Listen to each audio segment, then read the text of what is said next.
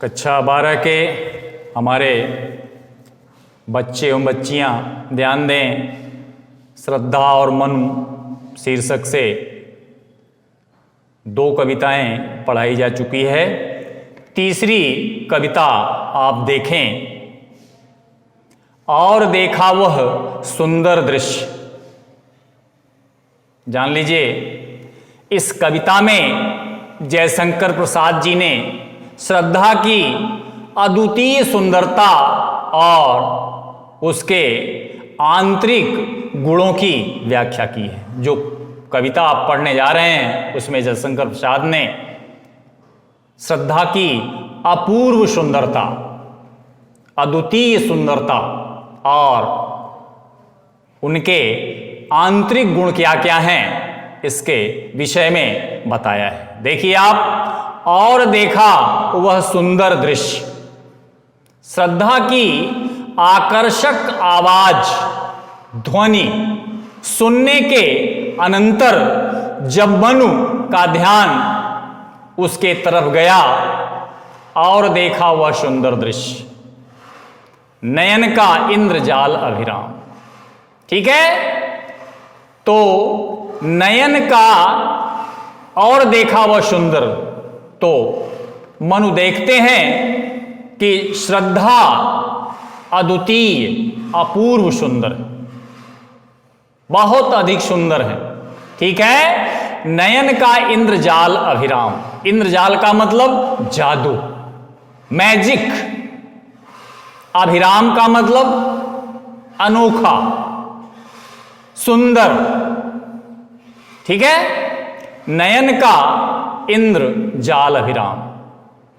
तब वह दृश्य उनकी आंखों के, तब वह दृश्य उनकी आंखों को जादू के समान सुंदर और आकर्षक लगा, मोहक लगा। फिर से देखिए आप। नयन का इंद्रजाल अभिराम। इंद्रजाल का मतलब जादू, अभिराम का मतलब अनोखा, सुंदर।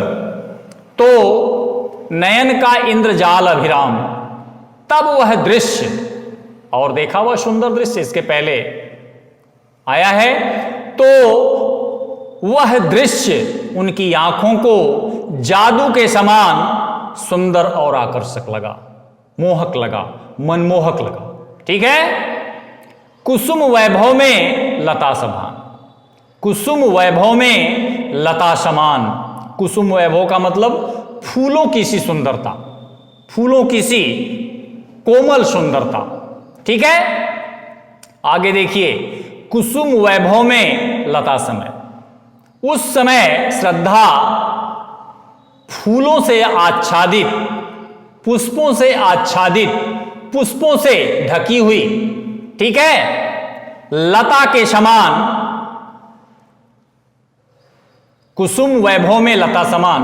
उस समय श्रद्धा फूलों से आच्छादित लता के समान, चंद्रिका से लिपटा घनश्याम। चंद्रिका का मतलब चांदनी, घनश्याम का मतलब घन बादल, श्याम काले काले, काले बादल। तो देखिए आप, चंद्रिका से लिपटा घनश्याम, चांदनी में लिपटे हुए बादल के समान आकर्षक सी लग रही थी। बादल में चांदनी समाया हो या चांदनी ने बादलों को अपने आगोश में ले लिया हो, उस समय बादलों की छटा बड़ी ही निराली हो जाती। वही चीज लिखा है श्री जयशंकर प्रसाद जी ने कि चंद्रिका से लिपटा घनश्याम, चांदनी में लिपटे हुए बादल के समान श्रद्धा आकर्षक सी लग रही थी। श्रद्धा चांदनी में लिपटे हुए बादल के समान आकर्षक सी लग रही थी। ठीक है। आगे चलिए। हृदय की अनुकृति बाह्य उदार। अनुकृति का मतलब प्रतिकृति, नकल। ठीक है।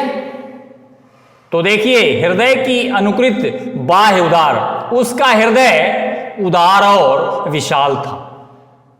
हृदय की अनुकृति बाह्य उदार। श्रद्धा का हृदय उदार और विशाल था, बड़ा था।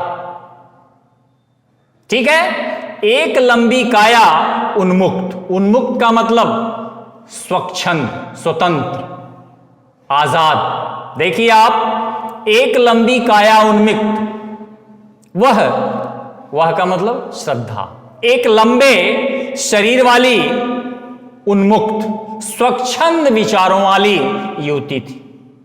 देखिए फिर से, एक लंबी, काया का मतलब शरीर, आकृति, ठीक है, उन्मुक्त, स्वच्छंद, स्वतंत्र, आजाद, मैंने अभी बताया आपको। तो देखिए, एक लंबी काया उन्मुक्त, श्रद्धा एक लंबे शरीर वाली उन्मुक्त स्वच्छंद विचारों वाली युवती थी। क्लियर है? चलिए, मधुपवन क्रीड़ित ज्यों शिशु साल। देखिए ध्यान से, मधुपवन का मतलब बसंत ऋतु में बहने वाली सुगंधित हवा। मधु, बसंत, पवन, हवा, बसंत की बयार, बसंत में चलने वाली सुगंधित वायु, ठीक है। क्रीड़ित का मतलब खेलता हुआ, क्रीड़ा करना, खेलता हुआ, क्रीड़ा करता हुआ। शिशु, शाल, शाल वृक्ष होता है, शिशु का मतलब बच्चा, छोटा। शिशु शाल, शाल शिशु, साल का छोटा वृक्ष, ठीक है। अब देखिए, मधुपवन क्रीड़ित ज्यों शिशु साल, शोभित हो सौरभ संयुक्त। सौरभ संयुक्त मतलब सुगंध से भरा हुआ, सुगंध से परिपूर्ण। देखिए ध्यान से, सुगंध से परिपूर्ण। आगे है शिशु साल, साल का शिशु वृक्ष, छोटा वृक्ष। तो देखिए, मधुपवन क्रीड़ित ज्यों शिशु साल, शोभित हो सौरभ संयुक्त। दोनों एक ही में मिला के अर्थ निकालिए आप, कुछ शब्द नीचे ऊपर होके हैं। तो लंबे कद में सुंदर दिखने वाली वह ऐसे सुशोभित हो रही थी, वह का मतलब श्रद्धा। लंबे कद में सुंदर दिखने वाली वह श्रद्धा ऐसे सुशोभित हो रही थी, मधुपवन क्रीड़ित, मानो बसंत की वायु अर्थात वसंती हवा में सुशोभित हो सौरभ संयुक्त, सुशोभित हो सौरभ संयुक्त। सॉरी, फिर से देखिए, मधुपवन क्रीड़ित ज्यों शिशु साल। देखिए आप, मधुपवन तो सुशोभित, यहां उल्टा कर दीजिए आप, नीचे का पहले कर लीजिए, सुशोभित हो सौरभ संयुक्त। आप अपने से जोड़ के लिखिए कि लंबे कद में सुंदर दिखने वाली वह ऐसे शोभित हो, सुशोभित हो रही थी, मधुपवन सौरभ संयुक्त। ऐसे मिलाइए आप, मधुपवन सौरभ संयुक्त, मानो बसंत की वायु अर्थात बसंती हवा। अब आगे चलिए, क्रीड़ित ज्यों शिशु साल, बसंती हवा में झूमता हुआ शिशुशाल, क्रीड़ित ज्यों शिशुशाल, झूमता हुआ, क्रीड़ा करता हुआ, खेलता हुआ शिशुशाल, साल का कोई छोटा सा वृक्ष। अब आगे देखिए, सौरभ संयुक्त, सुगंध से शरोबार होकर चारों ओर अपनी शोभा बिखेर रहा। फिर से आप देखिए इसको, देखिए, इतना तो अपने ओर से जोड़ दीजिए। लंबे कद में सुंदर दिखने वाली वह ज्यों ऐसे सुशोभित हो रही थी, मानो मधुपवन, बसंत की वायु अर्थात वसंती हवा।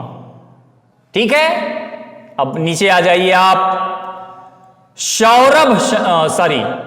क्रीड़ित ज्यों शिशुशाल, झूमता हुआ, खेलता हुआ, मस्ती करता हुआ शिशुशाल, साल का कोई छोटा सा वृक्ष, सौरभ संयुक्त, सौरभ से, सुगंध से परिपूर्ण या सुगंध से शरोबार होकर चारों ओर अपनी शोभा बिखेर रहा।